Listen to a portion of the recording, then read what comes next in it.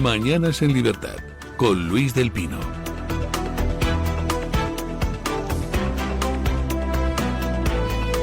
8:01, 7:01 en las Islas Canarias. Y vamos con las noticias de las 8 con la ayuda de doña Carmen Carbonell.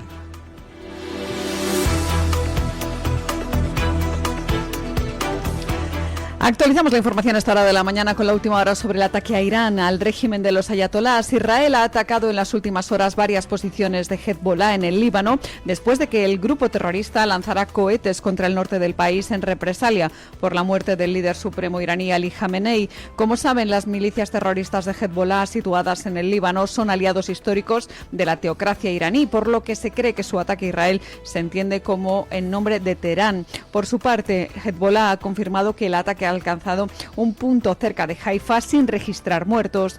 Respecto a los proyectiles lanzados, Israel dice haber interceptado uno de los cohetes y que el resto cayó en campo abierto sin causar heridos. La última hora sobre el ataque viene de parte del Mando Central estadounidense, que ha difundido un vídeo en el que se ve la destrucción de un avión y varios drones iraníes. Y precisamente en Estados Unidos, el FBI está investigando como posible atentado terrorista un ataque en un bar de Austin que dejó 2 muertos y 14 heridos. El atacante es un ciudadano estadounidense nacido en Senegal, que podría haber actuado solo. Los agentes analizan ahora si hubo motivación extremista y si tiene alguna relación con Irán, ya que portaba una camiseta interior con la bandera de Irán.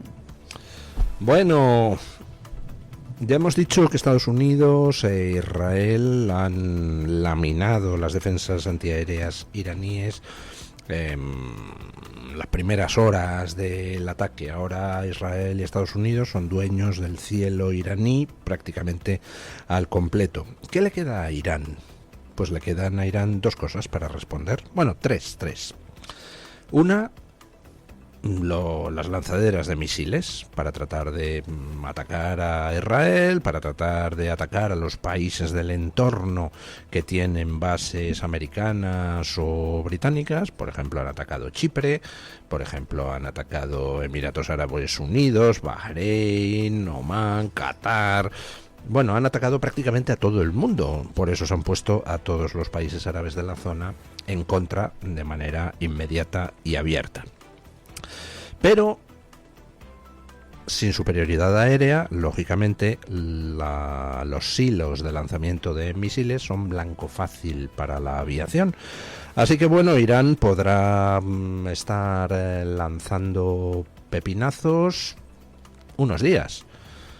En cuanto lances un pepinazo desde un sitio, pues inmediatamente tienes ahí otro contrapepinazo que borra del mapa esa lanzadera de misiles. ¿Qué más le queda a Irán?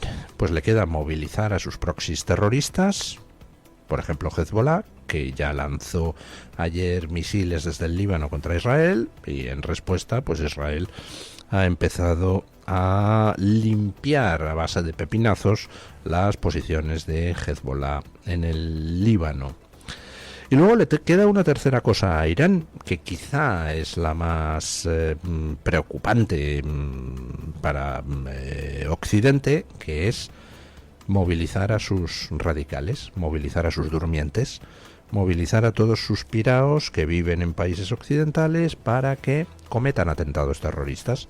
Ayer ya hubo uno en Estados Unidos, varios muertos y un par de docenas de heridos, cuando un ciudadano americano de origen senegalés, es decir, nacionalizado, y que iba con una camiseta que decía algo así como en el nombre de Alá, y debajo otra camiseta con la bandera iraní, pues entró en un bar random y abrió fuego, en un bar aleatorio, y abrió fuego.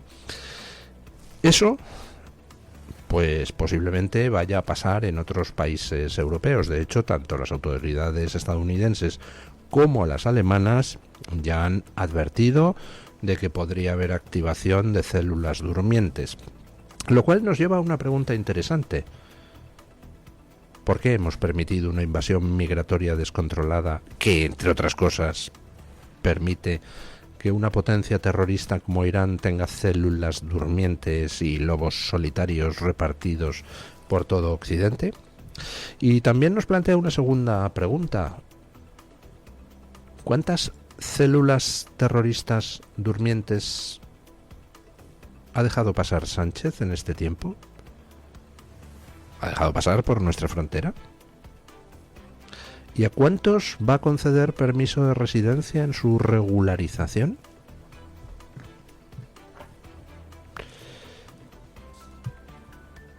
Si verdaderamente tuviéramos una justicia digna de tal nombre, creo que habría que procesar a más de uno y más de dos políticos europeos por traición. Quien abre las puertas de la ciudad al enemigo para que pase y pueda atacar desde dentro es un traidor a su nación y debería ser tratado como tal. Pero aquí nos presentan a los traidores como campeones del humanitarismo. Aquí, pobrecitos, que entren todos. Y luego se disparan las violaciones, se disparan los asesinatos, se disparan los robos con violencia, se disparan las palizas aleatorias y se disparan las células durmientes que, en un caso como el que nos ocupa, pueden activarse. Si mañana hay un atentado en París o en Berlín, o Dios no lo quiera, en Madrid, ¿quién sería el responsable? Evidentemente los asesinos, los terroristas, los primeros, y después, pues evidentemente quienes mandan a esos durmientes a invadir otros países y luego los activan cuando es necesario, es decir, el régimen terrorista de Irán. Y después, pues hombre, quienes han colaborado con ese régimen terrorista de Irán, abriendo de par en par las puertas de nuestros países a gente sin hacer la más mínima comprobación. Porque aquí resulta que dejamos pasar por la frontera a gente sin comprobar si es un terrorista o puede llegar a serlo, si es un asesino, si es un pedófilo o un violador de mujeres que viene huyendo de su país, o que al que Mohamed VI acaba de sacar de la cárcel.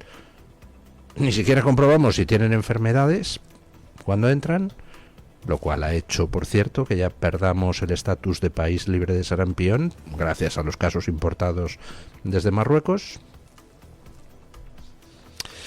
En fin, menos mal que cada vez le queda menos tiempo a esta gente en el poder, a los que han trabajado activamente para destruir a Occidente en beneficio de dictaduras de todo tipo, a cual más sanguinaria y asquerosa. ¿Más consecuencias que va a tener esto del ataque a Irán? Pues lógicamente el petróleo al alza. Escuchen. Una de las consecuencias directas de la guerra es el cierre de facto del estrecho de Hormuz, que ha disparado un 10% el precio del crudo, que sube hasta los $80 el barril. Las navieras están evitando la zona tras los ataques de la Guardia Revolucionaria iraní a 3 petroleros de Estados Unidos y del Reino Unido. Al menos 150 buques cisterna permanecen inmovilizados y las rutas alternativas están elevando los costes. El bloqueo afecta sobre todo a Asia, que recibe 2/3 de su petróleo a través del estrecho de Hormuz. Japón ha suspendido las operaciones en la zona, mientras que la India busca suministros alternativos. Curiosamente, China, la más previsora, aumentó sus reservas en los últimos meses. Se cree que el barril de Brent podría alcanzar los $100 si se prolonga el cierre y continúan los ataques. La OPEP y Rusia han aprobado un aumento de producción de 206.000 barriles diarios para el mes de abril, un número muy superior al previsto anteriormente. Bueno, muy curioso lo que está pasando en el terreno de las alianzas y las consecuencias económicas. Bueno, el petróleo en los futuros, es decir, los que apuestan hacia dónde va a ir la cotización, pues se ha encarecido un 10%. Parece que en la apertura de alguna bolsa en Asia pues se han moderado esas subidas. Supongo yo porque en parte estaba descontado desde hace tiempo que esto podía llegar a pasar. ¿A quién perjudica fundamentalmente el que se interrumpa el flujo de petróleo a través del estrecho de Hormuz, por donde circula, me parece que es el 20% del petróleo mundial? Pues hombre, a quien le perjudica más que a Occidente es a Oriente. A India le perjudica porque traía petróleo de la zona. A China le va a dañar bastante el tema porque uno de sus principales suministradores era precisamente Irán. Curiosamente, Rusia, que se supone que tiene un acuerdo de cooperación con Irán, no ha movido un dedo para defender a Irán. Bueno, sí, han convocado el Consejo de Seguridad de Naciones Unidas, patatín, patatán, pero nada más. Y Rusia, junto con los países de la OPEP, ayer decidieron aumentar la producción considerablemente, lo cual es un movimiento, hombre, que va contra los intereses de Irán. Irán, ¿qué ha hecho? Pues intentar cerrar el estrecho de Hormuz para que cese el flujo de petróleo. Se daña en ellos mismos, por supuesto, pero la idea es provocar en las economías occidentales un follón. Bueno, pues va Rusia y decide aumentar la producción de petróleo para contrarrestar ese follón que está intentando crear Irán. Hombre, no parece muy solidario con Irán ese movimiento de Putin, ¿no? Pero claro, es que pongámonos en la piel de Putin. A Putin le viene estupendamente el poder vender más petróleo y poder venderlo algo más caro de lo que lo está vendiendo. Porque lo de la guerra de Ucrania, pues es una sangría económica para Putin. Por cierto, el jefe de gabinete de Zelensky declaró antes de ayer que Putin acepta ya que Estados Unidos proporcione las garantías de seguridad a Ucrania que Ucrania estaba demandando. Pero bueno, vamos a ver cómo evoluciona todo el tema. El asunto, pues que posiblemente vivamos turbulencias en el mercado petrolífero, pero tampoco parece que vayan a ser excesivas. Casi todo el mundo, China incluida, pues había ido acumulando reservas. Entonces, pues si se prolonga mucho el tema, hombre, pues a China le puede dañar. Pero más allá de eso, salvo que la cosa se ponga realmente complicada para la exportación desde otros países del Golfo, pues no parece que vaya a haber ningún cataclismo económico. Eso sí, se encarecerá el precio de la gasolina. Hay españoles que están atrapados en la zona. Están atrapados en la zona porque, como ya hemos dicho, Irán ha reaccionado atacando a todo el mundo. Atacando a Israel, sí, pero atacando también a todos los países de la zona que tienen bases americanas, que son casi todos. Escuchen. El ataque a Irán también ha paralizado el espacio aéreo en parte del Golfo Pérsico. Miles de vuelos han sido cancelados y hay al menos 67 españoles que permanecen atrapados entre Dubái, Abu Dhabi, Maldivas y Tailandia, a la espera de una reapertura segura de todas las rutas. Y ya saben, en el plano político, Francia, Alemania y Reino Unido están estudiando reforzar su implicación para proteger sus intereses estratégicos, mientras que en España el presidente del Gobierno, Pedro Sánchez, ha rechazado la intervención por considerarla injustificada, pidiendo una desescalada inmediata. Bueno, ¿cuántos ha dicho usted que hay atrapados en Dubái? Según el Ministerio de Exteriores, 67 españoles permanecen atrapados entre Dubái, Abu Dhabi, Maldivas y Tailandia, concretamente respecto a conexiones de vuelos que partían desde esos puntos. Ayer, periodistas progres poniendo mensajes indignantes en las redes diciendo: ¡ja, ja, ja! Esta gente que se va a Dubái a pagar menos impuestos, pues ahora que algún mercenario les rescate. Hace falta ser imbécil para escribir ese tipo de cosas. En esos países trabajan médicos, ingenieros, arquitectos u otros tipos de trabajadores españoles que claro que van allí porque se pagan buenos sueldos. A cambio, pues bueno, tienen que vivir allí, que tiene también alguna desventaja, pero sí, van a trabajar allí porque les pagan buenos sueldos.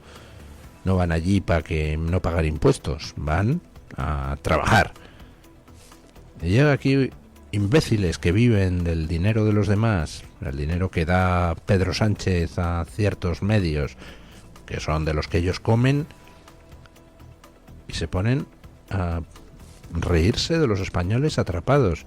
Esa es la izquierda miserable que tenemos, la izquierda repugnante. Hay españoles con sus familias que han tenido que meterse en búnkeres porque estaban empezando a caer bombas en países que no habían atacado a Irán. En cuanto a el Ministerio de Asuntos Exteriores español, pues no sé, me espero que haga algo para asistir a nuestros compatriotas atrapados en cualquiera de esos países, pero teniendo en cuenta la efectividad del majadero que lidera los asuntos exteriores españoles, que es ese cuya mujer trabajaba en Huawei, ¿no? Creo recordar. Ajá. Bueno, teniendo en cuenta quién dirige el Ministerio de Asuntos Exteriores, pues, me temo lo peor. Por cierto, ayer publicaba El Debate un interesantísimo artículo de don José Ramón Riera con los datos del comercio entre España y China, datos que ya comentó el pasado jueves en Dando Caña, en el programa de las 12 de esta cadena. Datos escalofriantes sobre cómo está creciendo nuestro déficit comercial con China gracias a Zapatero y a Sánchez. Y se preguntaba don José Ramón Riera en ese artículo, ¿para quién trabajan estos dos? ¿Para España o para China? Supongo es una pregunta retórica, don José Ramón, teniendo en cuenta a quién tiene de ministro de Asuntos Exteriores el amigo Sánchez, pues... En fin, creo que la pregunta se responde sola. Bueno, siguen saliendo todo tipo de encuestas, encuestas a nivel nacional, encuestas a nivel andaluz.